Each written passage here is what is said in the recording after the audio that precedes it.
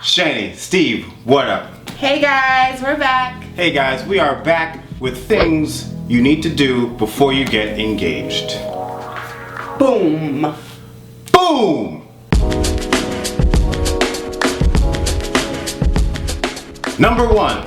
Meet the family. You can tell a lot by how they're raised, by how they treat their family, and how their family treats them. I think it's always important to meet at least the parents. It can help you to understand how they solve problems. You can find out what kind of person they are, or you can get a better idea. You can get a better idea. Okay, you can't learn everything, but you can get a better idea about them. Number 2. Be clear on expectations. Just get an idea of what you expect your husband and wife to look like, and if that person meets that. And be honest with yourself. And then once you find that expectation, or once you discuss that expectation, you throw it out. When you have expectations of your significant other, if that person doesn't meet that expectation, then you're annoyed and you're frustrated. When you don't go in with an expectation of what they should be, then sometimes you guys can figure that out together, right? Yeah. You kind of mold together to form that. Now that's not to say that you don't encourage each other. Each other. Encourage each other. It's not to say that you don't encourage each other or you don't hold each other accountable. It's just you don't want to have that expectation, so to speak, label on your significant other. Talk about your expectations and then throw it away. Talk about your expectations and then throw it away.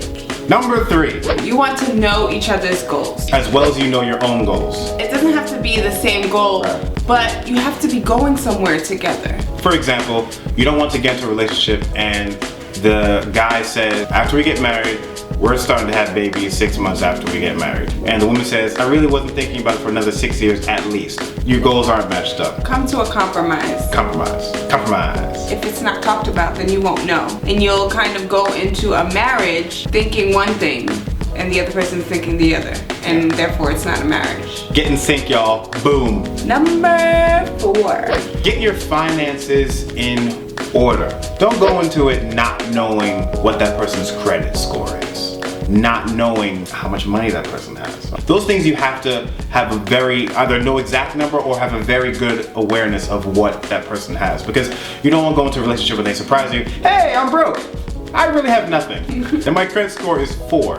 You don't need that. But it's not to say that if somebody has a low credit score or has no money that you shouldn't get married to them. It's just knowing before you go into it so you know what you can do to improve that, what you guys can do to grow from that is very important. My credit score sucked before we got married.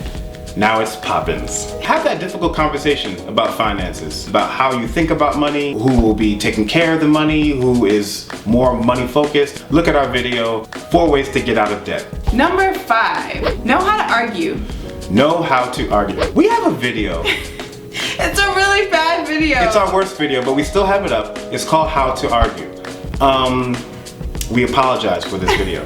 But please watch this video. It's informative. It's actually really informative. It's just poorly done out.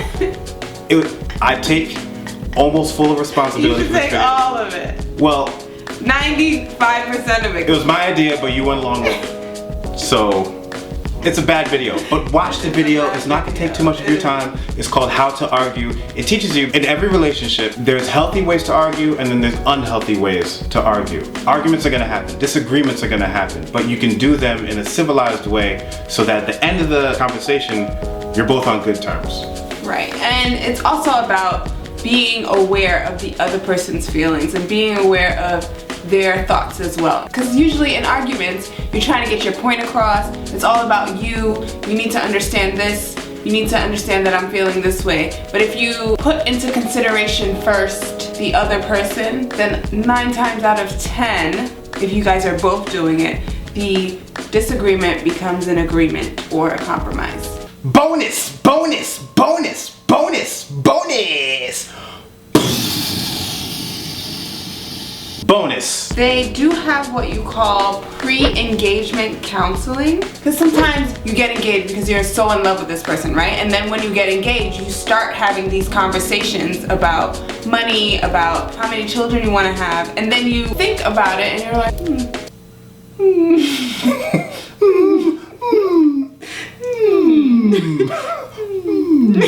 maybe I shouldn't be engaged, right? But if you had the premarital counseling, then before you even decide to get engaged, you can have this. You just want to have an outside party look at your relationship and give you an assessment, an honest assessment of your relationship. If you go to a family member, they may be leaning to one side or the other. Have someone outside of you, a pastor, psychologist, whatever, who is certified and knows what they're doing, who has done it before and has a good marriage. Always ask advice from people who have good marriages. You go to the hairdresser and if the hair looks like this, then you know. If you like this video, like, comment, share, subscribe. Shani, Steve, we out!